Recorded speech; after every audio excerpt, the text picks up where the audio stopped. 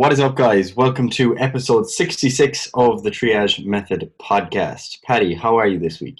As per usual, Gary, I am absolutely fantastic. I'm delighted to hear it. That's all I've got. So why are we here? What are we talking about? What's the crack? You said you wanted to talk about some nutrition stuff or something. I'm not quite sure. Yes, we're going to be talking a little bit about nutrition, and in particular, what we're going to be talking about is why diets fail. Okay, because you'll hear things like on social media, like 95% of diets fail, which is sort of just a made up statistic that isn't actually true if you look into the research. But anyway, like there's a general acceptance that dieting isn't exactly easy. Okay, it's simple, but it's not easy. So it's a simple thing that we all kind of understand, in that you have to eat less and try and find a way to sustain that over time. Like, everyone kind of knows that. However, like, that's much easier said than done. So in particular, what we want to discuss today is like why diets fail, and that, like, some of the things that go on when you begin to, start the diet, what changes between when you start and the point at which you quote unquote fail, like whether that is, you start eating more or you just give up totally and go back to your old ways or whatever. But also, like, when that happens, and what brings you to that point, because a lot of people do get to that point where they're just like, oh, I'm in a calorie deficit, I'm doing everything right, but I'm just not losing fat. So that's where we want to start. We want to start addressing some of those concerns today, and Paddy's going to talk you through it now while I get my laptop charger. Disgraceful. Not even prepared for this. Like, one thing, you need to have a fully charged laptop for an hour, and you can't even have it correct. It's actually That's good. I'm good.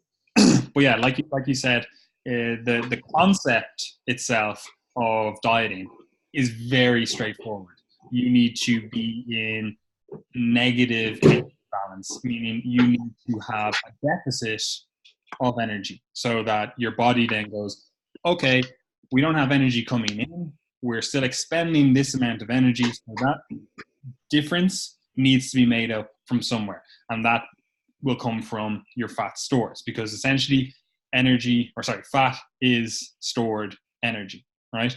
And that's the case with the fat that you eat. It is literally stored energy, and it is the case with the fat on your body, right? So the concept itself, really straightforward. You eat less, or you move more, or some combination of the two, and you induce a negative energy balance, and as a result, you lose weight. Okay, ideally you lose just fat and no muscle. Maybe that's something we'll talk about or touch on at least later on. But that's the concept. Straightforward enough. Like, it's the classic calories in, calories out, right? The CICO model, right? So very straightforward. If you want to propose a different model of fat loss, of weight regulation, whatever else, you then have to come up with a different system of physics for this universe, right? That's the only way you can argue with that concept, right? However, that does not mean that is the whole story, right? And that's what kind of gets missed in this whole argument, that, oh, it's just calories in and just calories out. And, like, that's 100% correct, right? Like, when you bring it down to its most fundamental level, that's all that's happening. Like, any diet that is successful, any training program that's successful in terms of fat loss, weight loss, that's what's occurring. You are in a deficit of energy, right?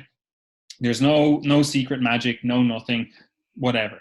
Now, the fact remains that that is not all that goes into making a successful diet phase, a successful dieting phase, because, like, everyone always goes like, oh, I'm on a diet. Like, everyone's on a diet unless you don't eat. Like, your diet is just the food that you eat, right?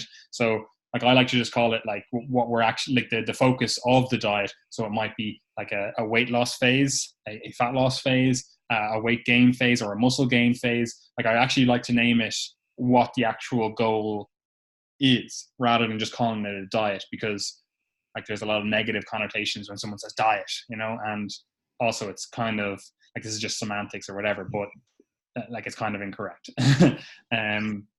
But there is a lot of extra stuff that goes on that can potentially not be accounted for in terms of your thought process around the diet. And as a result, that can be where you succeed or fail. And what I mean by that is there's essentially two areas that we need to take into account. First of all, it's the physiology, right? And that's something that we're obviously going to touch on now in a second. But also the psychology, right? Because like I said, like already, if you're coming into this and you're using words like diet and you have a negative connotation around that word diet, like that's already setting yourself up for this negative experience, right? And also you have to factor in the psychology of like, what foods do you enjoy? How do you enjoy actually eating? Like, are you a stress eater? You know, are you someone that has a lot of cravings? Like, what's your overall relationship with food like? You know, like what's your history with food like? Because obviously, if you're coming to this from a quote unquote normal background, you maybe played sports all your life and you're just like maybe 10 pounds, 15 pounds overweight, and you're kind of like, yeah, I wouldn't mind like toning up just a little bit. That experience is going to be totally different from someone that has been 50 plus pounds overweight their entire life. And it's also going to be a totally different experience than someone who's coming from having like an eating disorder, like bulimia or anorexia or something like that. So your psychology coming into this, your relationship with food, with exercise as a whole has to be factored in. And those are the two areas that need to somewhat be addressed when we talk about why diets fail. And that's kind of the whole topic that we're talking about today. And those are the two things that we're going to address now. So Gary, what are your thoughts coming into this? We're going to address the psychology first or the physiology? What do you think? Yeah, I suppose like just to bring up some of the physiology, because I think it's important, because the pushback that you will get, Paddy, if you make this argument about calories in, calories out, are things like, oh, but you know, hormones, you know, just but hormones, you know. And the thing What is, hormones? we Like kind of mass hormones. them ass hormones. But the thing is, like, this is actually a good point to bring up, because this is where I think things get too polarized between the kind of evidence-based people and the people who maybe are, you know, they think they know a little bit of physiology and they're trying to make arguments against some fairly solid evidence, but they just don't know what they don't know. And the evidence-based community often end up, in a way, sort of ridiculing those people on the other side so much that there's never any like productive discourse and we can never meet in the middle, because like hormones do matter, you know, like it is a thing, they exist. But what we have to realize is that the hormonal considerations that people might talk about in relation to things like insulin, things like thyroid, etc., they're built into the calories in, calories out model, as in like it still fits within that paradigm, in that like someone could have, you know, hypothyroidism and they would have less energy out on that side of the equation, the calories out equation, which still fits in with the calories in, calories out model, as in like that's still why they're not losing weight. So even when you have something that might be considered like pathological from a hormonal perspective, the reason they're not losing weight is still the result of calories in, calories out, like as the actual like causal model that you'd use, but it can be affected by other factors. So that's the key point to understand here, is that like just because calories in, calories out is essentially the way we try and understand weight loss, it doesn't mean that we just look at that as our like intervention, because that's the key point of misunderstanding here, is that people assume that when we say why fat loss occurs, they assume that like that's then the advice that you give, that you just say, oh yeah, eat less and move more, you know, whereas it's never really as simple as that. Like you have to tell people how, and like you've alluded to, there's psychological things as well that play into that. Like a very simple one would be, you know, you've had a stressful week, you want to eat more, and that then affects your calories in, calories out, because it forces you to eat more, to consume more calories, you know. So these things are acting, they're all important, and that's why it's important not to dissociate hormones from that model, not to dissociate psychology from that model, because I think that's where we fall down a lot of the times, is trying to put things into separate categories as opposed to realizing that actually they're all built into the same model of the human, because it is a whole person. So I suppose, like, yeah, that's my perspective, because I can understand why there's frustration from people who are, real hardcore evidence-based dudes that want to just troll everyone. We all fall into that trap sometimes. I understand why those people would be frustrated, but I also understand the young trainers and stuff that are coming into the industry, and they're hearing about things like hormones and stuff, and they're like, oh yeah, this calories in, calories out thing is actually too simple. That's stupid, because it is all about hormones. So I definitely appreciate both of those perspectives. Yeah, and it always reminds me of back in the day. Well, it's still Back in the day. to this day. Like the doctors used to say that testosterone didn't do anything in terms of, didn't improve performance, didn't improve muscle, didn't improve like mood. Like they legitimately, and you'll still see this with doctors today, like they refuse point blank to say that testosterone improves athletic performance, right? And it's like this, like you're doing that because you're in this evidence-based model, right? And you're a doctor, right? And you're just ignoring a load of other stuff. Like back in the day, they used to do that where it was like, oh no, we've no proof that testosterone improves performance, like athletic performance, and all of the Olympic athletes and everything were juiced to the gills, and they're like, no, it actually improves performance quite a lot. And the doctors were like, no, that makes no sense whatsoever. So that's what it always reminds me of, like the dichotomy that we have here in the nutrition sphere, where it's like hormones matter, but these evidence-based, quote unquote evidence-based people point blank refuse to acknowledge that evidence, and then go, oh no, it's the model that we have works, so that's the only thing that matters. And like you said, it is very easy to fall into the trap, either side of that, and kind of ignore the arguments on the other side, because you're like, oh, that's just stupid. Like they're saying, oh, it's all this, and we're saying it's all this. And it's like, well, if we kind of somewhat meet in the middle, like let's actually listen to their claims, let's see what evidence they're putting forth on both sides, and let's see how that actually works within the model that we have, either side of the argument, And I think that's the best way to approach this. So like if we do talk about the physiological adaptations, right? The main things you kind of see with the arguments, what people are putting forth, like they will talk about testosterone, right? They'll talk about insulin. They might talk about something like thyroid.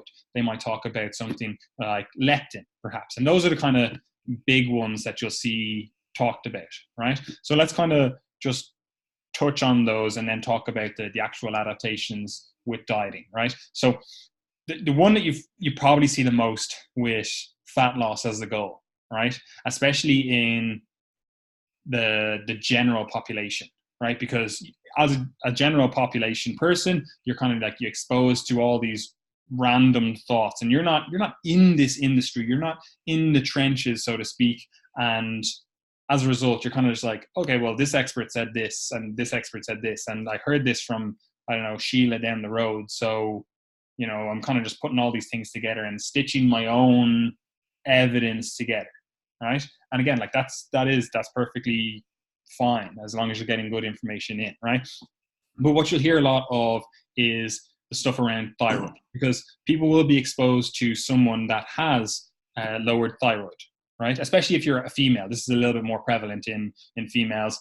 But you'll see that someone is exposed to someone that has low thyroid levels, right? And as a result, they gained weight, right? So if you're looking at this from a general population perspective, you just look at that and go, well, she was eating the same, like she didn't change her diet habits, and she got this diagnosis of low thyroid. She said she was feeling low energy, and all of a sudden she started gaining weight.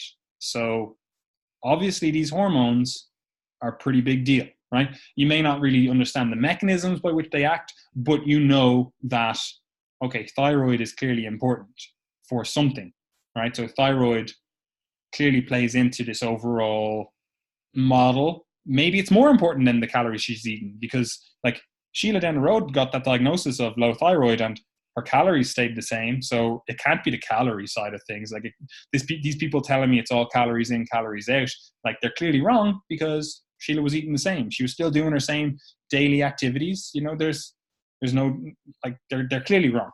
Okay. It's all the thyroid. So the reason that I can't lose weight is because maybe my thyroid's a little bit sluggish, right? That's the reason, right? And again, that's based on the evidence you've been presented with. That seems like a very reasonable conclusion to come to. Would you agree? Yeah, very reasonable. That's a very reasonable conclusion to come to. However, it misidentifies the actual issue that's occurring, right? So we'll talk about thyroid a little bit more. So thyroid obviously does a lot of things in your body, and I don't want to make this podcast about going through each individual hormones and telling you all the different functions of it, but it does a lot of things in your body. One of which is that it contributes to your basal metabolic rate. We'll just put it like that. Okay, like it actually does a lot of different signaling things. It's somewhat a sensor of energy availability to an extent, which we'll kind of come back to now in a second. But it does this thing where it contributes to your basal metabolic rate. Okay, so that's just the calories you burn at rest. Okay, so generally you'll see this. If someone has hyper, like as in too much thyroid, they'll generally be, their body will run a little bit warmer. Right, so you'll feel it. Someone with hyperthyroidism, they might be sitting in a room that's, I don't know, 10 degrees Celsius, and they're in a wife beater sweating, because they have this slightly higher metabolic rate. Okay, so again, this still also plays in with your model where you're kind of like, okay, so it is all the hormones that matter. That's all that matters. Like if this person is burning more because they just have a higher thyroid, like that's why they're skinnier, that's why they have less fat. And again, you are correct, right? Again, from your conclusion, you're going, yes, this is all hormones. Hormones are the only thing that matters. However, you have to also factor in that, as I said, thyroid is a kind of sensor of energy availability in the body. So it's affected by the calories you eat, the diet that you eat, right? And this is both from the perspective of calories and also the macronutrients. Like there is research to show that carbohydrates have a little bit more of an effect on thyroid. And again, we'll kind of touch on that a little bit more when we talk about insulin. But if we look at that and go, okay, so we know that thyroid plays a role in fat mass. Right? If you're hyperthyroid, you tend to have a lower fat mass. And if you're hypo, like lower thyroid, you tend to have a little bit more fat mass, as just a general blanket statement. Obviously, that's not correct in every case, but that's something that you kind of start noticing, right? And again, you look at that model, that CICO model, the calories in, calories out model, you can go, that's just too simplistic. Okay, so obviously the thyroid is affecting this calories out model to an extent, but you're like, maybe it's not that big of a deal. I don't really know. Right? So you're saying it kind of interacts, like calories matter somewhat, but hormones matter more, because you can clearly see once you have these two levels, a high level or a low level, the body changes, right? And nothing else seems to have changed. However, thyroid, yes, it contributes to your basal metabolic rate, but it's also then feeding into other things like your feeling of energy. And what I mean by that is, how energetic you feel day to day. And this is something that's huge in terms of actually why diets fail. This, I'm going to call it feeling of energy, but it's not really that. What it is, you do more spontaneous activity, right? Or non-exercise activity is generally what it's referred to. Non-exercise activity thermogenesis is what the component of metabolism is. And thyroid feeds into this. So if you have a slightly higher thyroid level, you will not only just have a slightly higher basal metabolic rate in terms of the heat generation stuff, but potentially you'll also have a higher non-exercise activity thermogenesis. And these are the people that you generally see, if you see someone that has hyperthyroidism, they'll generally be fidgeting all the time. They'll generally be like, I need to walk around a bit more. I need to be doing something rather than just sitting down.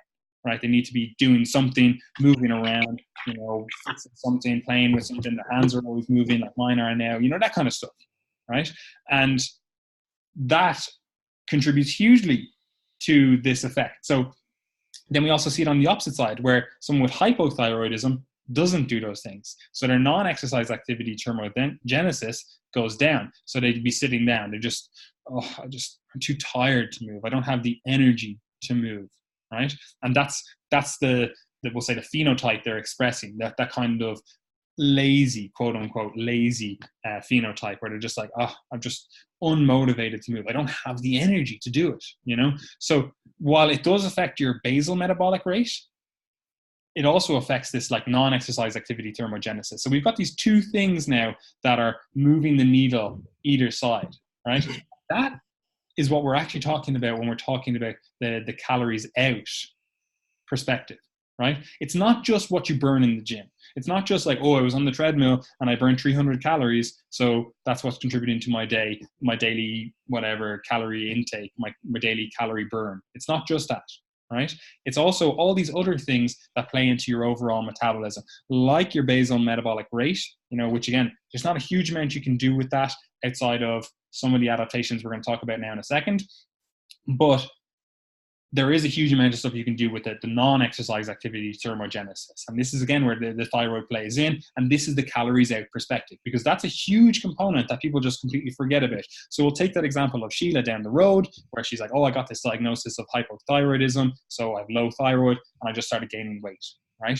And again, like the hypothyroidism could have come from whatever, I don't know, anything, you know?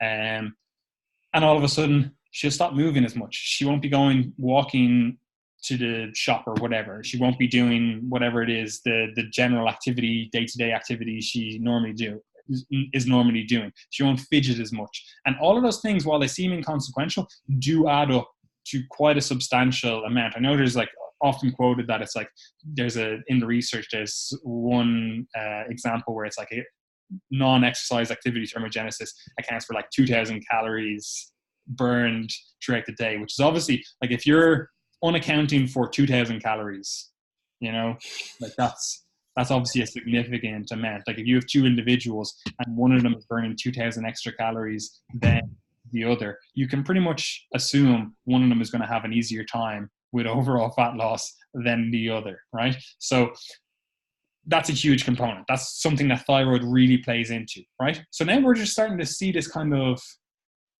interplay here where hormones matter, but they only matter insofar as they influence this calories in, calories out model, right? And there's some stuff that goes on with dieting and thyroid, which we're going to touch on now, but I just want to ask Gary, do you have anything to add to that? I suppose the only thing I'd add, just like for our own like security, I'd say, is that like, you know, as we discuss these things, these adaptations and, you know, hormonal changes and stuff like that, also recognize that like, it's not just like we're saying, oh yeah, your hormones are only screwed up because of the way you eat and you just fix it through nutrition.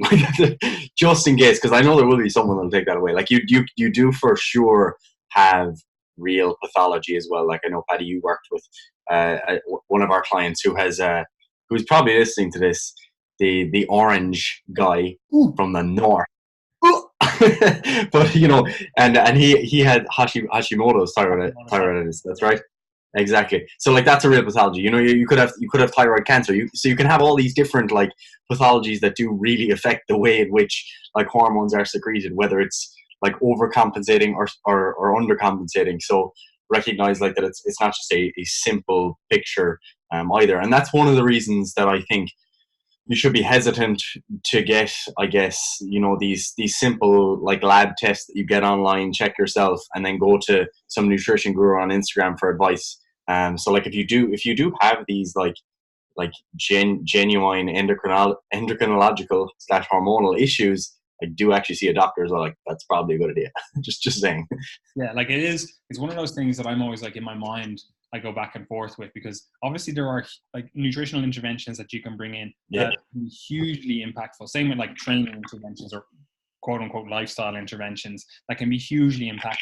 At the same time, it's like you have to recognize that we can't just give generalized advice based on no actual example in front of us, because that's kind of what everyone expects. Like everyone always expects that we're talking directly to them, right? And it's like it's an impossible task to do. And like you see this reflected in like questions we get. People will be like, oh, should I do X or Y? And it's like, I have no idea what your goals are. Like I have legitimately, like you didn't give me any qualifications, any context, anything. You just asked a question that like both answers could potentially be correct given the population, so it's like this you have to give context, right? And context always matters. Like we're talking about the thyroid, like you could have, like Gary said, have had thyroid ablation or something. You could have had like thyroid cancer, had it removed. You could have an actual like endocrinological disease, and like just changing your nutrition probably isn't going to do a huge amount for that, However, you could be on the other side of it and be like, okay, well, actually,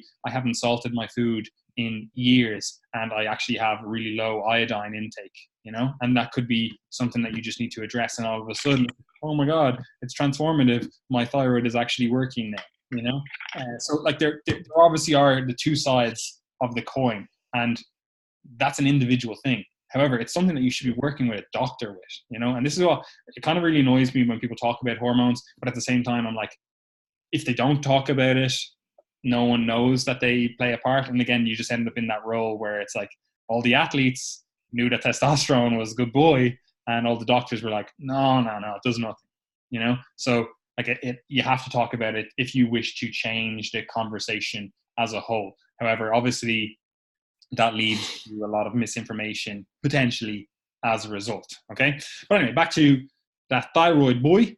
So in response to dieting, all right, you are going to see an increase or decrease in thyroid hormone, right? And again, this is because like thyroid is kind of playing this role as an energy sensor, and obviously it's interacting with other hormones, which we'll talk about now in a second. But it's kind of playing this role as an energy sensor. So if you increase your calories, generally what you'll see is an increase in thyroid hormone, right? And the converse response, if you reduce your calories, you'll generally see a reduction in thyroid hormone, right? Generalized. Some people, like I've seen it in their lab work and stuff, will have an increased response of thyroid to a calorie deficit, which is kind of really counterintuitive, but there are a number of reasons why that could have occurred, right? But generally, that's what you'll see. If you increase your calories, thyroid will go up. If you decrease your calories, thyroid will go down, right? Now, obviously, it's not 1-to-1 ratio. It's not like, oh, I increased my calories 100, my thyroid went up by 1. It's not a 1-to-1 ratio or whatever, or a 1-to-100 ratio in that case. But it is to some extent influenced by the calories you eat. Now, obviously, it's going to bottom out or top out at a certain level, depending on where you're at. Like as I'm saying, it's not, you go from 3,000 calories, that might be at the highest your thyroid can respond. And if you go to 4,000 calories, it's not going to go higher as a result. Like it might go ever so slightly higher, but it's not a linear relationship. Same with the reduction in calories. You might see, it goes down, a reduced amount of thyroid, and you reduce calories again, you might see a slight reduction, but it's not a linear relationship that side either. However, that doesn't discount the fact that it is impacted by the calories, the overall energy that you are eating, right? And again, this is where the CICO model, that calories in, calories out model, starts interacting with hormones, right? So you can see how, given what we've talked about, given when we talked about this hyper and hypothyroidism and how it affects your non-exercise activity thermogenesis and your rough, like kind of basal metabolic rate, you can see how that starts impacting this calories in, calories out perspective. And you can see how your calories in, calories out perspective starts impacting your hormones. So it's a two-way street, like your diet affects your thyroid and your thyroid affects how you respond to your diet. So this, again, like we were saying at the start of the episode, where people kind of talk past each other and go, shut up about the hormones, it's stupid, it's all just calories in, calories out. And then the other side of it is like, oh, it's all just hormones, calories are irrelevant. It's like these two things play into each other. You can't discuss one without the other, right? So that's the main one people talk about when they talk about, well, general population talk about when they talk about the diet and how hormones affect it and how dieting affects it, right? Do you have anything else to add on thyroid before we move on?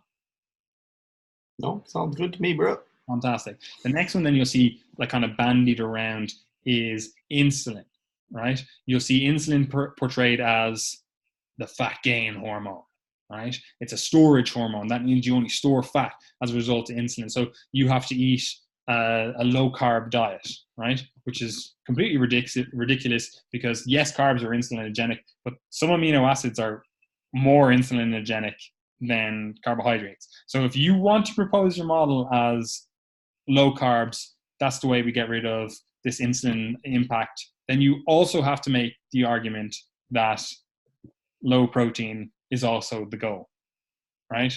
Which just leaves like basically you're a ketogenic diet, right? Which is fine in certain populations, but that's the way you have to go. You can't be low carb because of the insulin boogeyman and then be high protein and like that.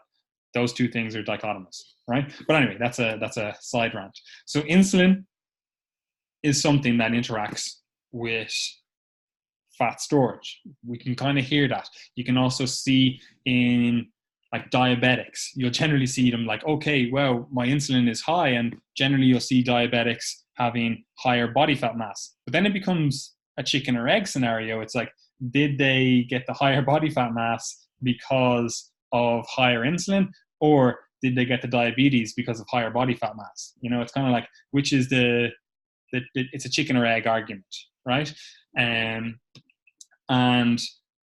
so yeah, insulin generally is discussed as this fat storage hormone, but again, it completely belittles insulin's overall effect because insulin is also playing this role as an energy sensor in the body. So it's impacted by the calories you eat, the types of calories you eat to some extent, but mainly it's responding to the calories you eat. So if you have a higher calorie diet, generally you'll see more insulin produced to deal with those higher calories.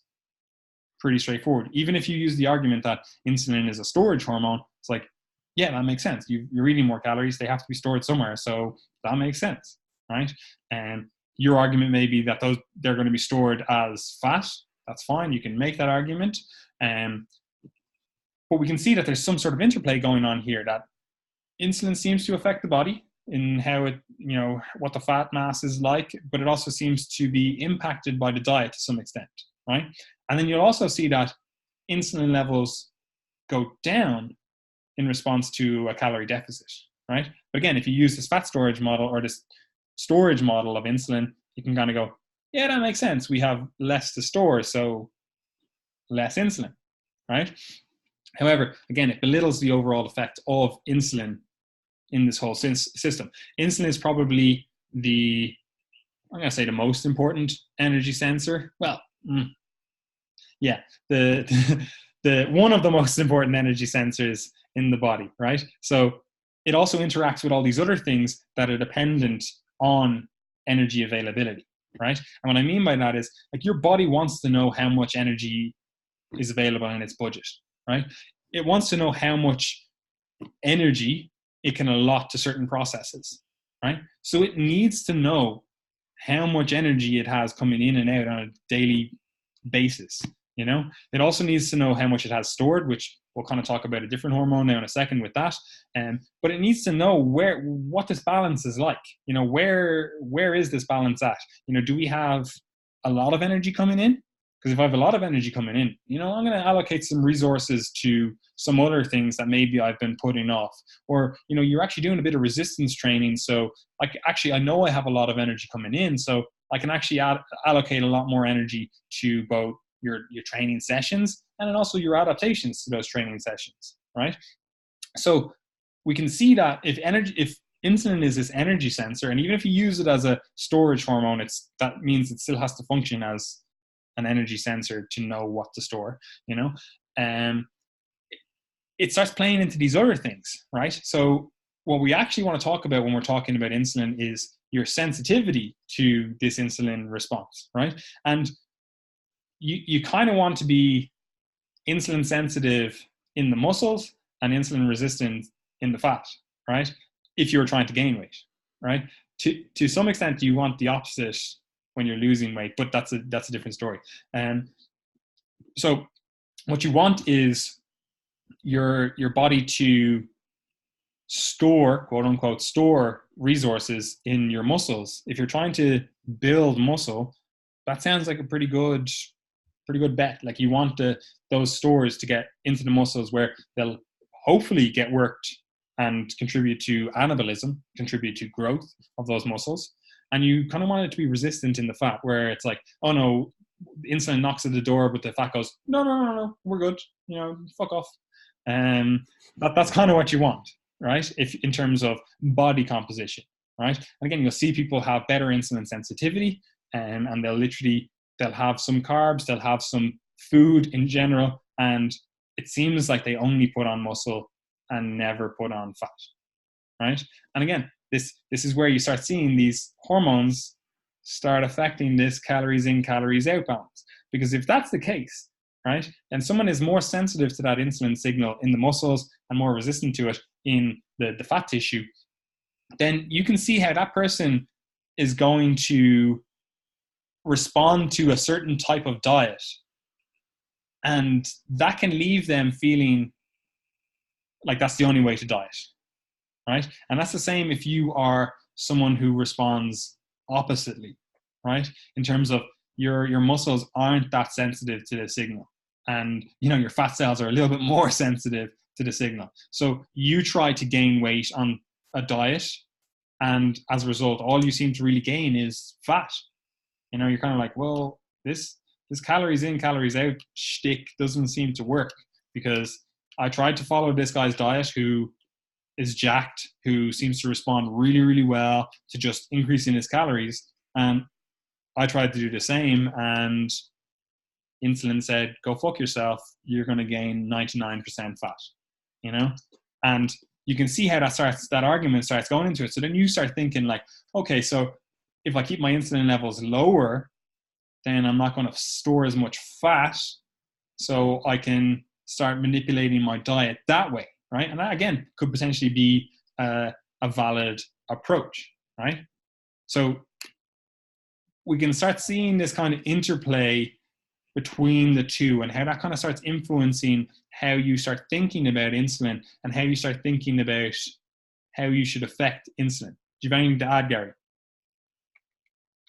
No, other than just like tying it together, like in that, like your discussion here, like about insulin, and if we take it back to the discussion about thyroid, it essentially ends up coming back to, as we begin to eat more and overconsume calories over a long period of time and gain more body fat, that tends to have a generally unfavorable effect on the hormones, and vice versa when we're going too far down. So essentially what we see is that, like, there are negatives to chronic overfeeding and chronic underfeeding, which seem to be sort of adaptive in some sense, and that the main thing that we're actually in control of is, in fact, like the amount of overall energy in the diet, and obviously diet quality and macronutrient composition, etc. Which is something that I don't think people often grasp. As in, like, on our podcast, we talk a lot about, like, we're given the prescriptions, as in, like, all right, we're talking about calories, we're talking about macronutrients, we're talking about, like, why you should eat veg, etc. But it's all acting within a paradigm of other things that are actually considered. As in, there are lots of other peripheral variables, as we discussed at the start, and they're things that you don't need to or necessarily want to worry about if you just actually engage in the behaviors that are going to move you in the right direction. So that is sort of the justification of why we don't bring hormones into every discussion that we have about nutrition, because you just don't really have to worry about it if you're just doing the things that we're saying you should do. So yeah, exactly. So like I was saying before with insulin, like, it's acting as this kind of energy sensor. So what you actually have control over is not your genetics, right? That you were given them. Like, sorry, if you got a shit ride, you got a shit ride, what you do have control over is your overall calories. Then you can only see how your body responds to them. And like, as I said, insulin is acting as this kind of energy sensor and giving feedback to the body, right? And this, again, is going to be the same when we discuss these other variables as well. But you'll see this. And insulin is one, again, like you see most people talk about, if they're not talking about thyroid, they'll be like, oh yeah, insulin, it's the fat storage hormone, blah, blah, blah, blah, blah, blah, blah, all the shit you see with insulin, right? And it's because insulin is acting as this energy sensor. And your body needs energy sensors, again, as I said, to know how to upregulate and downregulate and essentially allocate resources. right? And this is essentially what insulin is doing, right? And again, once you start seeing how these threads start interconnecting, you start realizing that a lot of what people say about hormones is actually dichotomous to the truth, right? Like people will say you need to eat low carb to minimize insulin, but you need to, I don't know, get enough zinc in your diet to maximize thyroid to maximize testosterone, right? And you kind of start thinking, you're like, wait a second, let's just back up a second here. So insulin is signaling to the body energy availability, right? So it can allocate resources. One of the things that it interacts with is testosterone, right? Because if your body is using insulin to signal energy availability, to understand how much energy you have available, that also then impacts how it's going to allocate those resources to reproductive hormones, the overall reproductive system. Because if you're in a time of abundance, you're eating more, that's generally signaling to the body that this is probably a good time to mate and have children, So, reproductive function kind of goes up in a calorie surplus when you have calories available for these extra functions, right? It's not the whole story because we'll talk about leptin now in a second, but it is one of the parts of the story. So if you're recommending a diet to supposedly increase testosterone and you're talking about lowering insulin, it's like this, okay, you're going to have to propose some sort of mechanism by which this occurs, because your body's using insulin as this energy sensor to kind of go, okay, I have this much energy available to me. If you didn't get rid of that signal, quote unquote, get rid of the signal, which some people claim to do, kind of like, well, how is the body then signaling to increase these reproductive hormones? Now there are methods, there are mechanisms even that it could potentially, but it's like this is one of the main ones that it uses. So if we're talking about affecting insulin, we have to then discuss how that affects other hormones, which is again what people kind of talk about, and again what the people who just say it's calories in, calories out kind of belittle, right? And it is because, like what you said, Gary, it effectively does boil down to the only thing you have control over is the calories, right? So you can either change your calories, eat at maintenance, eat at a deficit, eat at a surplus, and your body will respond how it's supposed to respond. Things only start getting wacky once you get to the higher levels of body fat or you get to the really low levels of body fat. But if you're in that kind of range of quote unquote normal body fat, and generally that's the kind of 8 to 16% for a male, and it's generally that kind of 15 to 25, maybe even 30 for a female, that general range, things work pretty optimally, right? Some people are going to experience issues at those body fat ranges, either at the lower ends or the higher ends. But as a general rule, again, like this, we can only give generalized advice. They seem to be the rough body fat percentages that correlate with quote unquote normal body fat, or the quote unquote ideal body fat from a health perspective anyway. And as I said, with the insulin stuff, it starts affecting how your body, first of all, partitions calories. But again, that's something you can't really influence outside of doing all these other peripheral things, like Gary was saying, like, sleeping enough. That's something that affects insulin sensitivity. Resistance training, doing cardiovascular training. These are all things that influence insulin sensitivity, right? So we're talking about the diet in the context that you're someone that's already doing a lot of the things correctly, right? Because if you are talking about failing your diet, which is what this discussion is ultimately about, and you're not sleeping 6 to 8 hours per night, you're not resistance training, you're not doing any cardiovascular work, you're really, really stressed all the time. It's like, these are all contributors that have to be factored in. And again, this is where the CICO people, the calories in, calories out people, kind of miss the boat. And the hormone people, we'll call them, kind of get more things right, because they're like, oh, all these variables matter. And the calories in, calories out people are like, no, it's just calories in, calories out. And it's like, you need to kind of blend these two approaches and kind of realize that, it's multifactorial. Calories in, calories out is the ultimate driver. If you're in a surplus, you're going to gain weight. It's as simple as that. Like, there's no question. That's simple thermodynamics. right? However, there's all these other variables that, first of all, affect how your body will respond to a given calorie level, how your body will look at a certain given calorie level, and then also how a given calorie level will actually affect weight loss or weight gain, right? So it is both approaches. They're going to be variable degrees of interaction, right? But anyway, insulin, energy sensor, your body's using it as somewhat of an energy sensor to kind of allocate resources, right? So yes, we want to manage insulin. That's a pretty good idea. But the way you manage insulin is eating a calorie appropriate diet and staying within the rough body fat ranges that are appropriate for you to have a good insulin response. They're the only things that you need to really look after.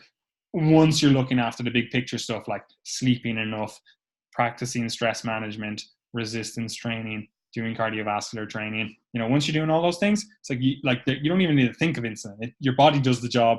There's a reason that it's a subconscious thing that you don't have to consciously think of, okay, I need to secrete this X amount of insulin because I ate this. Like, that's something you need to think of if you're a diabetic and you're on insulin injections. Like, yes, that's definitely something you need to think of. But if you're stressing over insulin and you're a healthy population, or you're in that healthy population, you don't have a diseased state, then you're missing the forest for the trees, because the things you really need to look after are the variables I've mentioned and ultimately the calories you're eating. Right, and the calories you're expending, obviously. But anyway, so insulin, energy sensor, that's what you can think of it as.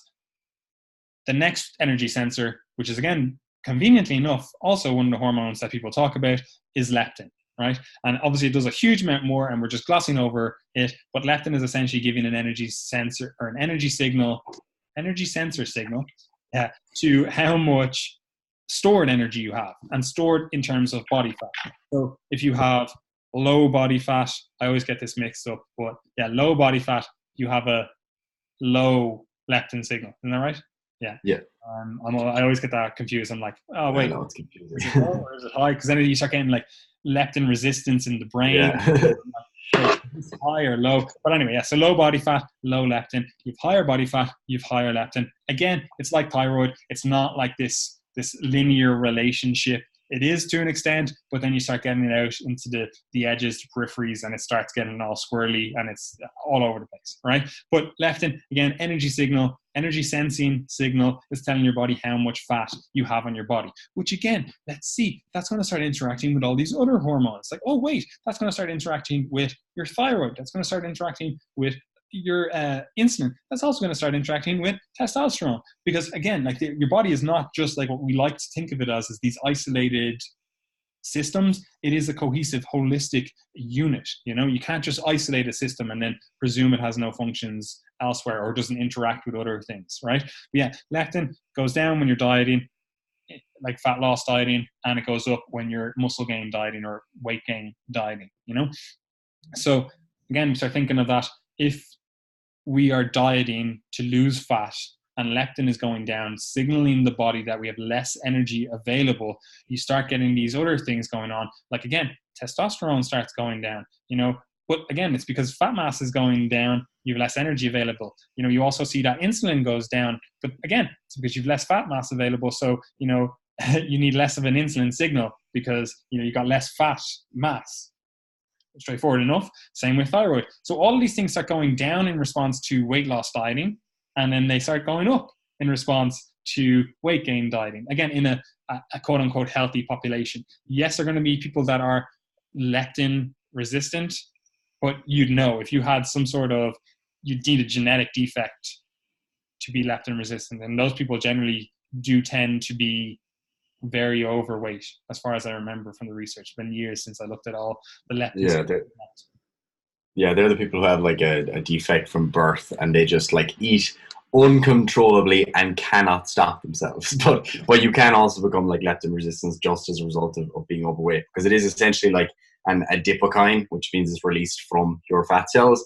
And that's one of the interesting things that comes into this discussion as well, is that when people do talk about hormones, like, and I'm by far from an expert, like when people do talk about hormones, they often just like gloss over like the big 3 or 4 that are sexy. Like you might hear testosterone, you might hear estrogen, if someone's really getting into things. But what you have to realize is that there's all these hormones and neurotransmitters, which are other types of signaling molecules, that are taking place at every location in the body, and that also vary in their functions in different areas in the body. Like a good one is like serotonin in the gut, for example, because people often hear of things like serotonin as it relates to happiness in the brain and your mood. And then people see like, oh, did you know that like, I think it's 90%, like 90% of serotonin is 70% of serotonin is like made in your gut. Whereas like the function it serves in the gut is totally unrelated and doesn't cross the blood-brain barrier. Is related more so to like gastric motility and stuff. So you have all these examples of where things are just totally complicated. Like leptin is another good one where it's like, all right, more leptin equals good. Whereas then it's like, no, you actually become resistant to that signal when you have too much. So we can't just look at hormones as being like good or bad. They're simply signals that can become problematic when you have a pathology or really bad, I guess, life stressors or eating stressors, physical stressors, etc. So it is always more complicated than it sounds on Instagram for sure. Mm-hmm, mm-hmm. But yeah, as we were saying about leptin, again, goes up, goes down in response to dieting. All you really have control over is staying within that fat range and the calories you eat and the calories you expend throughout the day. Are we seeing a pattern here, Gary? Yeah, it's a bit weird. Like it's like hormones matter, but calories in, calories out, or something. Yeah, something like that. And then again, on the testosterone one, because it's very simple. You know, again, like as we've been saying, if your body senses it has enough energy, it's going to allocate resources towards reproductive hormones. Because as much as you go, oh, testosterone is great, and as we've discussed, it's fucking great. Like builds muscle, does all the good stuff, keeps you happy, keeps you healthy, blah blah blah, improves performance. Great, we love testosterone. But your body goes, the real function of testosterone, well, we'll say the real function of testosterone on the body is to make you more masculine, is to produce what men are supposed to produce, and that is sperm. No, not muscles, Gary. Sperm, you know, and if your body is like, okay, well, there's actually a famine, you know, even if it's in a self-induced famine where you're just restricting calories, then your body's going to go, yeah, actually, I'm not going to allocate all these resources towards reproduction when there's hardly enough calories here to support myself, let alone a child. Like it doesn't make much sense. However, you're still obviously going to be that opportunistic individual and still produce some sperm, still produce some testosterone, you know, because like, you know, you never know what's going to happen down the road. You don't want to shut things off completely, you know. So what happens in response to all of these energy sensors signaling the energy availability to the body, testosterone goes down when you induce a calorie deficit, and testosterone goes up when you induce a calorie surplus, right? Pretty straightforward. Again, it's not a linear relationship. Like if you have low testosterone and you're in a surplus, you know, there might be other things going on that are outside of this. Again, there are pathologies outside of just calories in, calories out. But again, if you have low testosterone and you've been dieting for the last 18 months, it's like, yeah, well, like I wouldn't be getting on that TRT just yet. I'd probably try, you know, maybe gaining a little bit of energy in the body. That could be true, you know, fat, and that could be true just eating more, you know, which are generally, again, seem to be interplaying with this calories in, calories out stuff, and obviously staying within that rough body fat range. Like it all comes back to that. It's pretty straightforward. They are all of what we've discussed, all these hormones, whenever anyone talks about it, these are all just normal things, the normal adaptations to dieting. Like you can get into all the really nitty gritty stuff and talk about fucking proton leakage and whatever else. But at the end of the day, it's all irrelevant unless you have a calorie appropriate diet and you're in the appropriate body fat range for your overall health and performance and aesthetic, I suppose, goals. You know, like once you're in that range, your body's going to function well. How well depends on your overall genetics and, you know, where suits you best. But once you're eating an appropriate level of calories for your overall goals and you're staying within that body fat range, like good things happen. Like that, it's pretty straightforward as that.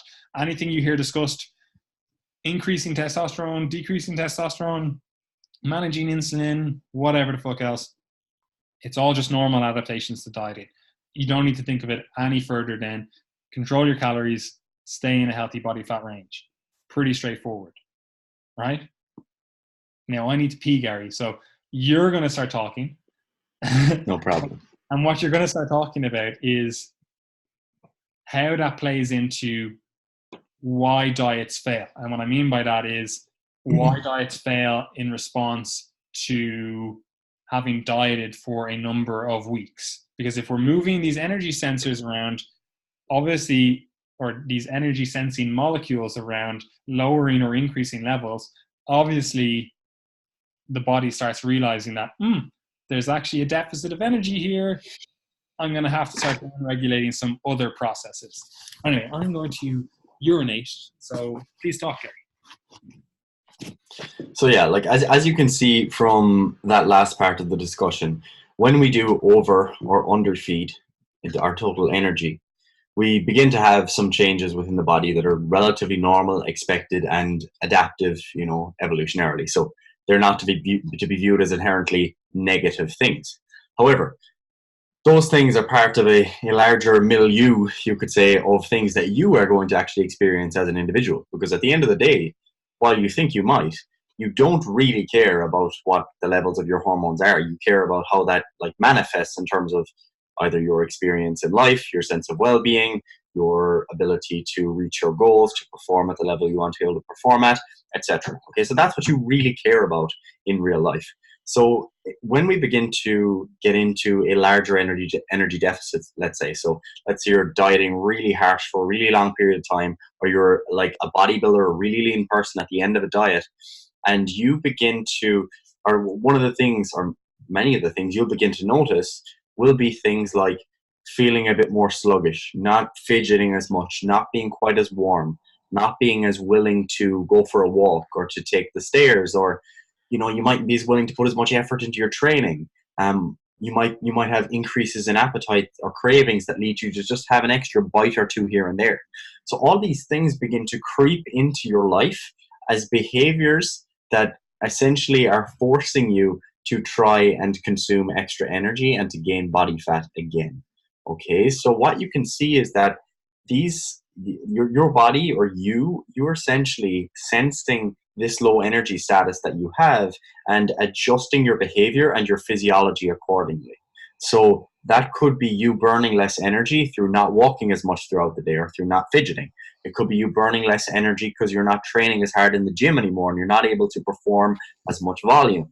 That again is part of this. It might be that you're no longer able to build muscle because you're not allocating as much energy towards that. Same when it comes to things like your reproductive function. One of the things that you often see in females in particular is that they might, well, females in particular, like obviously men aren't going to lose their periods, but in females. That's awfully sexist of you, but okay. I'm such a bigot, but no, like one of the things you'll see in females who are chronically, let's say, overtraining or under consuming calories, they're in a low energy availability state. They can end up losing their period or having menstrual irregularities. So again, that's one way that your body is essentially conserving energy, and that you can see how that would be, beneficial evolutionarily. The same things happen to guys, but guys don't tend to talk about it as much. Bodybuilders, when they get towards the end of their prep, their sex lives aren't so good. You speak to any bodybuilder or your bodybuilder's girlfriend or boyfriend and ask them how the relationship is for the last 4 weeks of prep. Very often, like in lots of cases, they're probably not, going to bed making love every night because they just don't feel like it.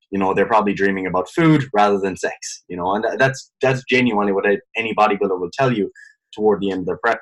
They care far more about food than they do about the opposite sex, or the same sex. Okay. So that's important to take note of. So we discussed those couple of things. You have an adjustment in things like your non-exercise activity thermogenesis. You're not moving as much. You're not fidgeting as much. You might not be as warm. You're not putting as much effort into your training. You're not recovering as well from your training, so you can't do as much volume overall. You've got increases in appetite and cravings, and you're more likely to take a little bite here and there of extra foods. So all these things kind of come in together that are ultimately the result of that low energy status. You might even have other things where, for example, you may feel like you have less resilience to stress because you're hungry all the time and you're getting a bit more frustrated at work, which could then feed into you wanting to eat a bit more to comfort yourself. Or you might not be able to sleep through the night because your energy status is too low, and that then affects your appetite again, and your ability to train and to move because you're now sleep deprived. So what you'll see is that it's this big kind of cycle of relatively normal things that happen, but that are going to be a bit more aggressive when you're either in a very severe deficit, so a large deficit, pretty much more or less independent of the level of body fat that you're at, or when you're at a very low level of body fat, more or less like again independent of the deficit. And that like you could be maintaining, but if you're trying to maintain at 4% body fat, you're probably going to experience all of the things we just discussed for someone who's in a large deficit. So that's also important to consider. Yeah, and that's why I was using that kind of rough range. Now, obviously, it's going Yeah, to be different for everyone, but for males, yeah, it does seem to be in that 8 to 16 or 8 to 20, again, depending on the individual. Some people perform better at a slightly higher body fat level. Some people perform better at the slightly lower. Like you might see an individual get down to 6%, which is like a natural bodybuilding competition lean. And yeah, they might perform well. They might have like very high testosterone levels naturally, have none of these negative or really negative adaptations to dieting. Again, it's going to be very individual, and as a result, I can't give a common answer, which is frustrating enough. But as long as you're in that kind of rough range, 8 to 16 for a male, you could even go 15 to 30 for a female. That rough and ready range, you're pretty good to go. But yeah, like you were saying, Gary, these are all normal adaptations to dieting. You talk to any bodybuilder, they will tell you these things happened, right? So bringing it back to the original question, why diets fail? How do we account for stuff like this? So if we know thyroid is going to be down, insulin is going to be down, but you've increased insulin sensitivity, so that's probably not a huge issue. Cortisol is going to be up when we didn't kind of touch on, but that's kind of actually what you want. However, it might lead to potentially some water retention. Like cortisol has some interaction with the aldosterone receptor. So, you're getting some water retention from having higher cortisol levels, which not a huge deal. Like water retention shouldn't really matter too much unless you are competing or trying to show off your physique on that day. Shouldn't matter too much. And then obviously testosterone going down if we're again dieting fat loss. So how does an individual look at all that and go, okay, so there's all these negative, quote unquote, negative adaptations occurring. Like, how do I diet? How do I diet successfully? Like, if I'm getting all these adaptations, and the ones that kind of again affect your basal metabolic rate, can't really do a huge amount with that because first of all, your weight is going to be down anyway. So all of your activity, any contributor to metabolic or your metabolism as a whole that relates to movement is going to be reduced purely based on the fact that if you've dieted down from 100 kilos down to 75 kilos, you're simply carrying around 25 kilos less weight, So if you were doing 10,000 steps a day at the start of your diet, you were doing 10,000 steps at 100 kilos. Even if you're doing the same amount of steps now at the end of your diet, you're still only 75 kilos. So it's less. You're burning less calories overall, right? So if our metabolism is adapting, which is something that you somewhat want, somewhat don't want, some aspects of it we don't want, first of all, is that a reason why people fail their diet? Second of all, how the fuck do we combat that? Like, what do you suggest? So you've got Sheila down the road. Okay, you're not Sheila. She has a hypothyroidism. So we've got John. it has. Refer to GP. So John down the road wants to diet. He's tried dieting before. He's been unsuccessful. How are we setting him up for success now? Given everything that we know hormones matter. We know ultimately it's all affected by calories in, calories out. What does that actually look like? So the individual listening to this who's kind of going, it's all hormones, man. It's all hormones. calories, I'm still not convinced on this whole thing. Like, yeah, they interplay, but I still think it's all hormones. Like, I don't care if you keep that perspective, but how do we set things up so that we move that person, that individual, in the right direction? Yeah, so for me, there's a couple of very simple pillars that I think most of the people, like maybe some people are in our audience, but probably like lots of people beyond our audience, like in the Gen Pop, would not be aware of. So like what the most obvious one is controlling your calorie intake, and like that seems obvious to some listeners, but to others it genuinely mightn't be, because what most people when they come at dieting, what they do or what they think they should do is just quote unquote eat healthy, and that's fine. Like that will get you somewhere in terms of like just adjusting your food choices and leaving it at that. But if we're talking, most of the things that we discussed there in terms of the adaptations that take place, they tend to be kind of subconscious to some degree, in that like it's not forcing you to plan and go out and have another meal, but you might feel like you just want to snack a little bit more, be a bit lazier, or you might pick at a few more meals and stuff like that. So all these subtle things are creeping in. And if you don't have control over something as basic as your calorie intake, it can be a little bit more difficult. And that doesn't mean it's going to be the case for everyone. But if you're that type of person that's listening to this podcast thinking, why can't I lose weight? I've been trying to change my food choices, but I haven't gotten anywhere. Then adjusting, like actually tracking your calorie intake, can be a super good idea. And from there, I would then look at food choices as well, because that becomes increasingly important as you begin to move to a lower calorie diet, because you can get away with eating at, let's say, your maintenance calorie intake.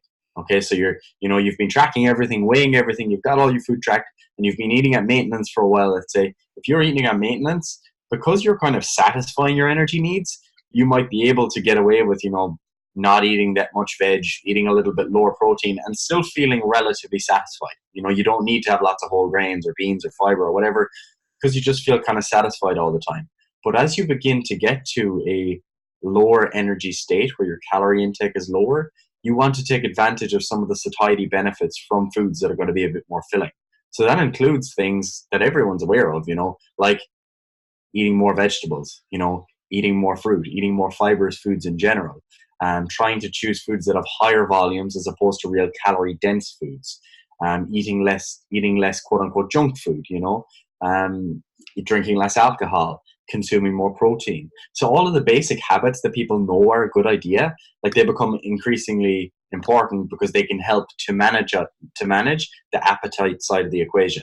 Okay, so if you can manage that better, then that obviously reduces the chance of you having this uncontrollable appetite that you feel like you need to satisfy all the time. Okay, so that they're kind of the first two from the diet perspective, is that if you can control that much and you can be consistent with that, you at least know where that side of the equation is, at least at that point in time. So you're controlling what you can.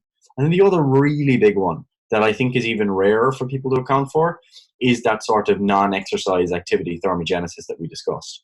And you can't account for all of it, because some of it, like you're not going to consciously decide to twitch and move your hands more or blink more or tap your foot, like some people might, but like those things might slow down a bit as you begin to diet, and you might subconsciously take a lot less steps throughout the day, but you can definitely control the steps you take throughout the day.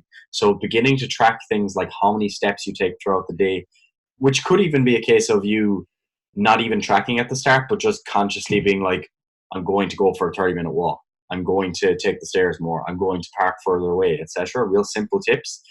If you start off with things like that and you begin to track your steps, and as you begin to, let's say, stall then in your fat loss, you have that option of reviewing your log and saying, oh, actually, my steps have been reducing. That could be one factor. I better get that back up to scratch, and then I'll keep moving in the right direction. So those for me are the biggest things that you can control as an individual. But that doesn't mean that it's going to be an easy ride either. It could just be a bad time for you for weight loss. Like you could have a seriously stressful life at the moment. You could be sleep deprived, and that could be really working against you in terms of trying to manage your calorie intake and to increase your activity levels. That can be difficult. And sleep probably is another one that you can add in there, because sleep is actually pretty damn potent in terms of like its effects on all of these things, from the hormones to your energy intake to your activity, that people often don't realize. So if you can control that by getting, 7-8 hours of sleep per night, like that'd be fantastic. Lots of people don't get that. If you get 8 hours, that'd be brilliant. If you can get that much, then you're more likely to be able to engage in the activities that you want to. You're less likely to consume those kind of more hyperpalatable, calorie dense foods, and you're going to have changes in those hormones we discussed in favor of you generally eating a little bit less, and making better food choices. So they're the sort of things that you're really in control of as an individual, that can really work in your favor to try and minimize some of these, minimize the adaptations to some degree, but more so minimize the chance that those adaptations are going to negatively affect your outcomes. That all makes sense, Gary. Very It works, like, So basically what you're saying is our theoretical John needs to find a way that allows him to control calories. That could be calorie tracking, or rather even, like, I won't even say control calories, manage calories, right? That could be actually tracking them. That could be just making dietary tweaks, like you're saying, less liquid calories, less quote unquote junk food, that kind of stuff. Or even, like you're saying, like what we'll generally do is just eat healthier, and whatever that looks like for them as an individual. Generally that will lead to some sort of weight loss, and find some way to manage your calories. That's the first step. Yes, your calories in at least. Next thing then is, sounds reasonable. Yeah. Next thing in then is find some way to manage your calories out. That's accounting for both the exercise side of things. You're doing some resistance training. Yeah. Doesn't have to be every day, which people seem to think. Again, you're doing some sort of cardiovascular training as well. It could be high intensity. It could be low intensity. I'm not too picky. Pick something that you enjoy. And obviously then finding some way of tracking, or rather even managing the non-exercise activity thermogenesis. So maybe you go to the gym 3 times per week. Like, what are you doing the rest of the week? Like, are you getting in enough steps? Are you generally an active person? Like, are you sitting at a desk all day? If so, like, how are you trying to offset that? Are you going for a walk on your break? Are you going for a walk after work, before work? Like, what are you doing to offset the fact that you're sitting for 8 to 9 hours per day, including driving, like what are you doing to offset that in terms of activity? Are you doing a 30-minute walk? Very simple. Could be done at the end of the day, could be done during your lunch break, whatever, and then manage all these little peripheral things like sleep, like we'll say the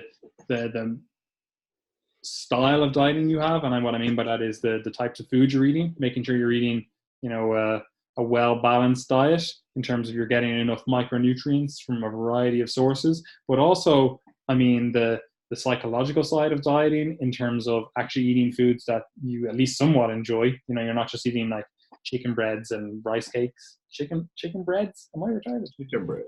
Chicken breasts. Chicken breasts and rice cakes. So eat some foods that you enjoy and get a variety of sources of fruit and veg, meat, carbohydrate sources. Pretty good idea. And then you won't fail your diet. However, you may still experience some hunger. You may still experience some cravings. You may still experience some, we'll call it laziness. You don't want to move as much. You don't want to train as hard. You're probably going to notice all those things. You're probably only going to really notice all those things once you get towards the lower end of the body fat ranges. Like, I always kind of question it. Well, I always kind of question the diet setup. If someone is 30%, a male is 30% body fat, and they're like, oh, I'm dealing with mad cravings. I'm like, okay, well, we know that it's not an energy thing because you have 30% body fat. Your body has a lot of energy.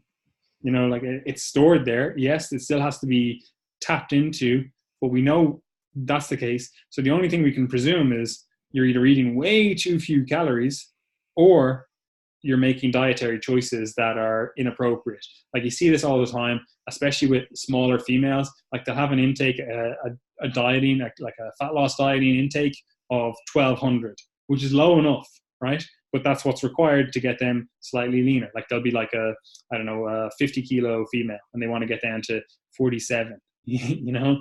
And as a result, they have to eat 1,200 calories. It's unfortunate, but it's what needs to be done, right?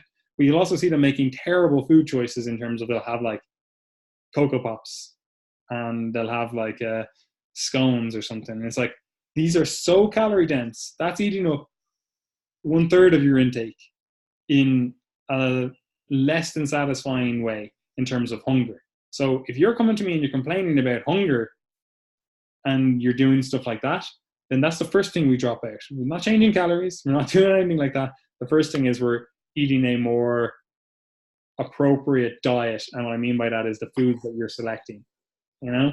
So you are going to feel all these negative adaptations, most likely, especially the leaner you get. However, that doesn't mean that it's a reason to fail your diet. And what I mean by that is, like, you know, these things are coming. So the way you combat them is not to say, oh, it's going to get hard, so I might as well not even try, you know? And that's the perspective that people who've tried dieting lots of times get into. You know, it is hard. It is hard to sustain it, you know? The best way to sustain it is to set it up sustainably from the start, right? And the way you do that is, like what we're saying, eat mainly whole foods. You know what that looks like. It depends on your location, what that looks like for you.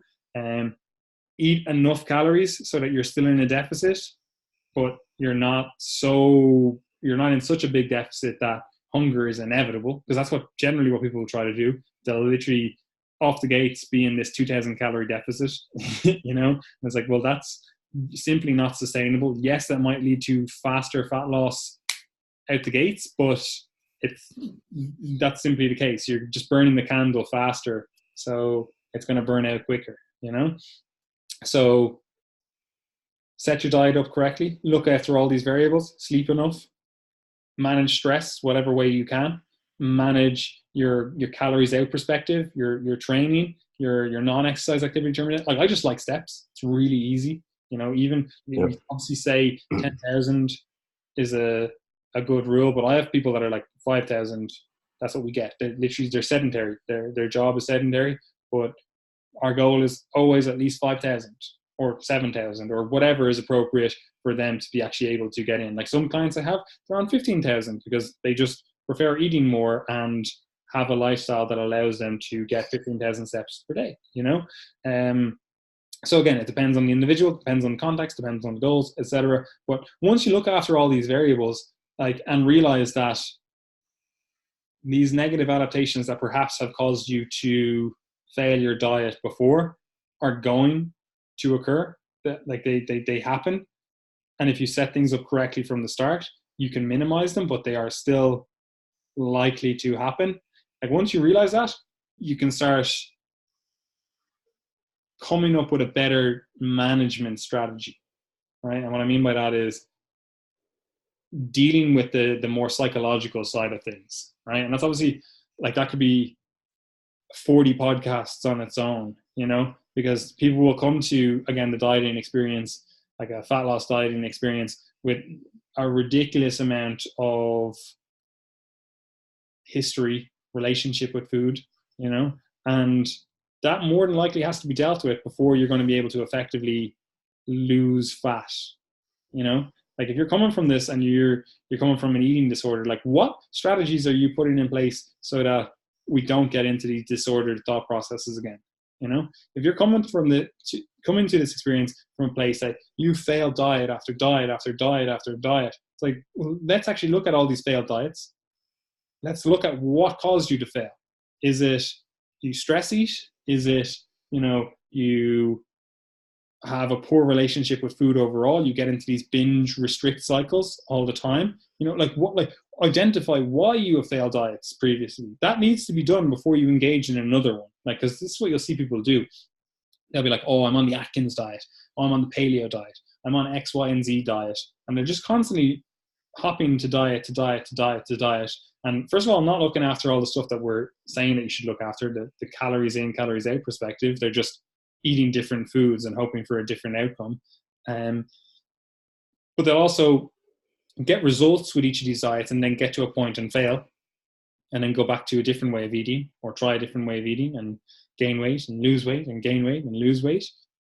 But they never actually take that step back and go, why do I always fail the diet? Like, where do I get to? What point do I get to? Because people will have a certain body fat, a certain look, or a certain point, and then start getting into negative adaptations, and as a result fail the diet. Like, maybe it's binge restrict cycles, maybe it's something else, but they'll get to a point and they'll start experiencing these things, and they never take that step back to just go, why is this happening?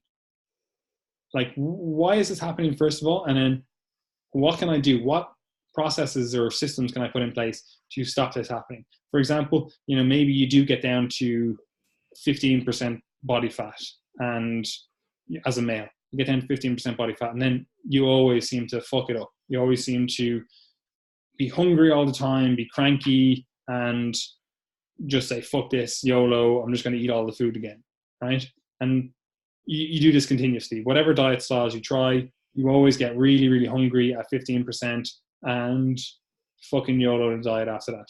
So, maybe a dieting strategy for you is to get down to 15% and then bring your calories to maintenance, because what you're going to do now is, when you're dieting, you're going to have an eye to calories, because that's what we're telling you to do. You're going to have an eye to calories, so you know where they are roughly, and as a result, you can then figure out where roughly maintenance calories are for you. And maybe you do that at 16% body fat, a little bit off where you usually fail, and you bring calories up then, so you're not as hungry. You're not setting things up as so you're in such a big deficit, because maybe before you've been dieting down from 25% to 15%, and you normally do it in 6 weeks. You lose 10% body fat in 6 weeks. You find that easy. It's too easy.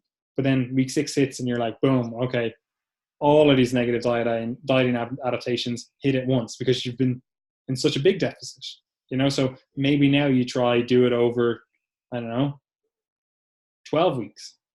So you take a slower approach. Maybe that's more appropriate. So you come up with strategies to start tackling the issues that have caused you to fail in the past. And once you start dealing with that, and again, this could be really, really, really deep in terms of, this could be you going to a psychiatrist or psychologist or whatever, and actually dealing with why you have a poor relationship with food. Like, that very much could be the case. I've had clients that have needed to do that, and they've had pretty big demons in the closet that have resulted in these poor relationships with food. And obviously as a coach, I'm somewhat equipped to help them, but I'm not a psychiatrist, I'm not a psychologist. I can't help them deal with these emotions that they're having, that they need to deal with before they can successfully diet. So that could be you. I don't know your story, Gary doesn't know your story, only you know your story. So if you know that you fail your diet, or that you have a really poor relationship with food because of X, Y, and Z events that happened in your childhood, your past, whatever, then you need to go to someone or do it yourself. But you need to deal with those issues before you can ever successfully diet. Yes, you will probably be able to successfully diet without dealing with them. But if you find that they are the things that cause you to then get into this cycle where you succeed, but then actually fail because you go back straight to where you were down the road, and you're just constantly in this on off style of dieting, then maybe you address those things and actually get them dealt with before you try to succeed with dieting for fat loss for a lifetime. Yeah, and that last sentence is important, is because it is a lifetime thing. As in, if you are someone who's overweight at the moment, the goal isn't to get lean for 3 months' time for your holiday. It's actually to get leaner so that you can try and sustain that for the rest of your life, so you have a lower risk of cardiometabolic disease. That's fairly sound and reasonable goal to have, so that, and that is what it's all about. So if you have to take the time to learn food preparation skills, to learn some of the skills of calorie tracking, to go to a psychologist to address some issues or whatever, they're valuable investments of your time, because it's a long-term thing. It's not a short-term thing. And one of the issues I have, that one of the things that bugs me on social media, not it's not just on social media because obviously people exist in real life, but people that, yeah, I know, believe it or not, like the whole like diets don't work, like that's like a movement now, as in like there's lots of like doctors and like medical students and dietitians that are just totally like anti-diet, like hard to the core, and they're like, if they heard this podcast, like we would just be shot because we, like, you can't mention diet culture, like that's the thing. Come at us. But no, like, and like there's a lot of useful arguments in that space, as we discussed before, but like one of the perspectives is that some people have is just that diets don't work, so stop trying to diet, which to me is like a bit ridiculous. Like imagine saying that about business. Like most businesses fail, okay? So don't bother trying to set one up. Just don't. It doesn't work. Like obviously there are certain qualities and attributes that you can have at the start and or develop over time to make you better at this thing. That goes for training. That goes for fat loss. That goes for business. That goes for your academia, whatever. But like that's fairly obvious to me when you actually take a step back that you. Sorry, do you not understand? Most people die, so you might as well kill yourself. Yes. Like, just why bother? Like, just save yourself. Why bother you? Save yourself all the time, all the hassle of life, and just kill yourself. Like, that's what I think of when I think of these things. I'm like if you're telling someone just don't even bother, like, no, there's no chance. There's literally no chance. I'm like, this is literally just apply that thought process to other aspects, like you're saying with business. But I'm like, just apply it to like the biggest aspect you can think of, which is probably life. It's like everyone's going to die eventually. So just kill yourself. Like you're just wasting your time. Like it's irrelevant. You're on the earth. You're gonna have another 50 years maybe of just toil. Like you actually have to work while you're here. It's useless. No, fuck it. Like don't even try. Just end it now. I'm like this whole I suppose you'd call it nihilistic viewpoint. Just it makes no sense. Again, I mean, probably maybe an easier one for you to get than the kill yourself argument is like. Yeah, relationships. No, forget the relationships. Like all food ends up as like feces. So why don't you just save a step? Just start eating shit. It doesn't matter. Like just it's irrelevant. Like it's going to be there anyway. So you don't need to eat tasty meals because it's just going to be shit anyway. You don't need to eat appropriate. It's going to be shit anyway. Like it's irrelevant. Like just eat the shit.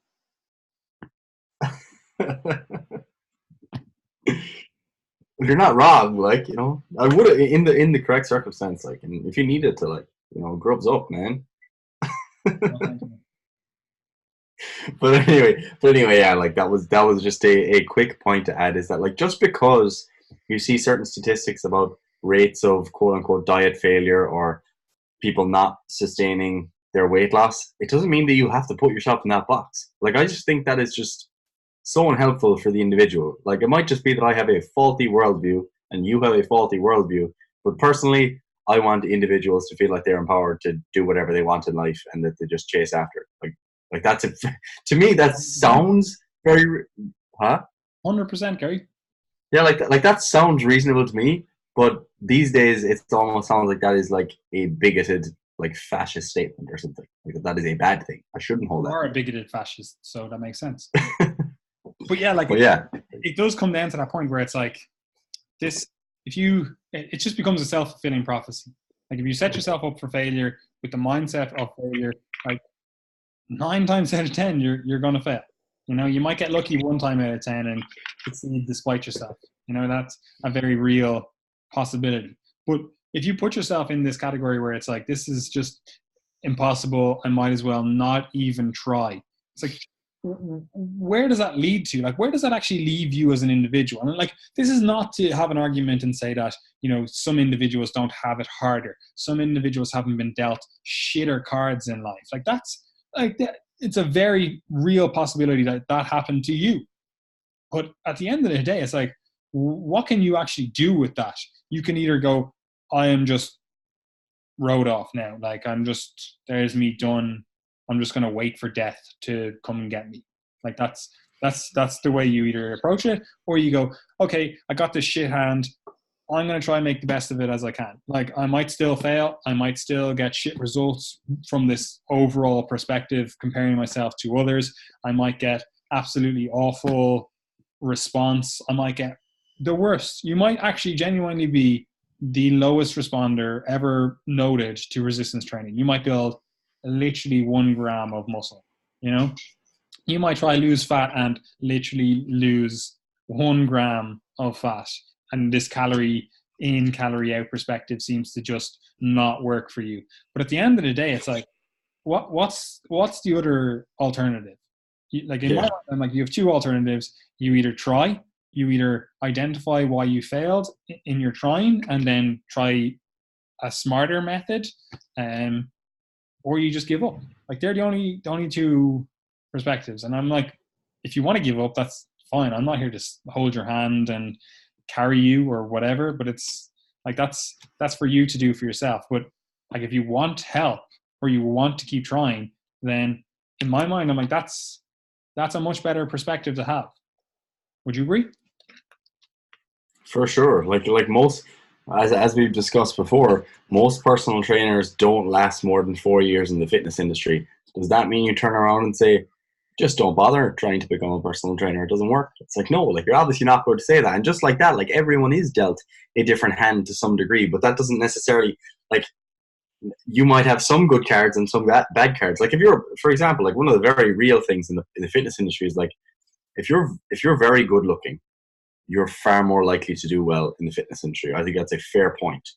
But that doesn't mean that you tell people who are not, by your standards, good looking, that they just don't bother trying. Like, that's not good either. So, like, and like, obviously genetics plays a massive role, especially if you want to be like an online personal trainer. And if you're well spoken, that might help you as well. So there's all these different, like, traits that essentially, like, intersect to put you somewhere on the spectrum. But that doesn't mean that you just say that, oh, some people had just did, it's just unfair that they're not getting results, so they shouldn't try, or something like that, that we just, like, remove the hierarchy. So, like, that's ultimately what it's all about, is about, look, all you have control over is you, like, your actions, your behaviors every day, and that includes, like, fat loss. And granted, there are very real barriers, like people who are genuinely living in, like, poverty, and they're very little control over the foods that they buy. Like, I don't expect you to go and buy, like, the organic veg that your Instagram people are telling you to buy. Like, so there are differences for sure, but ultimately we believe in empowering individuals primarily through giving you the resources through education, and after that, like, just gotta put in the work, I suppose. Yeah, like, it is Something definitely like going that. to be hard. It's going to be hard for most people. Like, some people do find it effortless. Again, that is the continuum that we have. But for you as an individual, hopefully you've taken something from this overall episode and realize that these adaptations, these hormones, these everything, all play into this calories in, calories out perspective. And at the very end of the day, all you have control over is your calories in, your calories out. You don't even have as much control over your calories out. You do to some extent, but you have control over your calories in to some extent. And the rest of the stuff you need to worry about is how to make that calories in, calories out perspective work for you, given your psychology, your physiology, whatever. Like, if you are someone that gets mad cravings and you know that, then you are going to have to set up your diet in a way that allows you to combat that. Multitude of ways. If you know you are someone that can lose fat really fast, but then hit a barrier, then set up your diet appropriately so that you lose fat a little bit slower and hopefully don't hit that barrier and then get into these binge restrict cycles. Whatever it is, you have to take you as an individual into context or into the overall perspective, and then make yourself, or rather allow yourself, to find a method that allows you to control calories in and calories out. It is literally that simple. It is literally that hard at the same time. Yeah. Yeah, it's a simple process, but not necessarily easy. And I suppose like there are other discussions to add on to what we have discussed here. Like this doesn't cover everything, but we do have a lot of podcasts in this stuff. Like two of the simplest ones that probably tie quite nicely to this are episode 59. Well, it's kind of relevant. That's where I discussed, that was a solo episode about like health, kind of like broader considerations for health. So like if you're thinking about this stuff and you're like, oh my God, I can't be in control of my health until I'm in control of my diet, go and listen to that. It might change your perspective. It might be helpful for you because again, like having things like a social support network and all that, a meaningful job like that actually might make dieting easier for you. So like it's important to understand that stuff. Episode 58 as well, we discussed aggressive dieting. So that might give you some context on like when it might be a bit more appropriate to be a bit more aggressive in terms of like having a large calorie deficit. But we also discussed a lot of good stuff in that podcast in terms of like how to set yourself up for a successful diet. So there's useful stuff there and lots of other things on the podcast as well. But yeah, And check also, those out. this is Monday, so Today, so the militia is also no longer the militia, and it is yeah, in fact yeah, free. we just have loads of free content on our website now. So go and check that out. You'll be able to, like Mr. Patrick Farrell does the nutrition side of things. So he's written lots of articles that essentially take you through literally step by step by step by step how to set up your diet, when to change it, how to set up calories, how to set up macronutrients, why you're doing all those things. Loads of the nuances that you can't really get through on the podcast. So definitely check that stuff out. And also today we just released our beginners ebook. So if you're at the end of this podcast and you're like, oh my God, I don't know where to start. Those militia articles or triage articles, they're too much for me. I was going to say I'm not a reader, but you have to be a reader for this anyway. But basically we have a beginner's ebook. So we just released that today. And that essentially takes you through the basic steps, theory and practice of setting up your training and your nutrition. Okay. That includes, different tiers from the nutrition perspective, how to get started, what to do if you're a bit more advanced. When you want to fine tune things a bit more from the training perspective, you'll understand all the training variables and principles that are relevant. You'll actually understand the why behind training, which is important. And then you'll also have sample programming considerations if you don't have certain gym equipment, etc. So we're definitely proud of that. And I think you guys will get a lot of value out of that. So check that as well, which will probably potentially be linked in below, maybe, Patty. No, I don't think so. Yeah, no, it'll be. It's going to be on our website anyway, and if you follow us, you will see it. So just buy the book, man. There is that. Right. Is there anything else you have left to add, Gary? Because I'm actually starving. Yeah, I'm starving as well. Like, I guess just that it's too easy. Like, and seriously, do take that on board. Take that mindset on board. If you are approaching this stuff, take the too easy mindset on board, and don't feel like, oh, this is going to be so hard. You approach it and you say, it's going to be too easy, and life will be better. Is that your clinical psychological view? That's as much as you need, I think. Yeah. It's advanced psychiatry right there.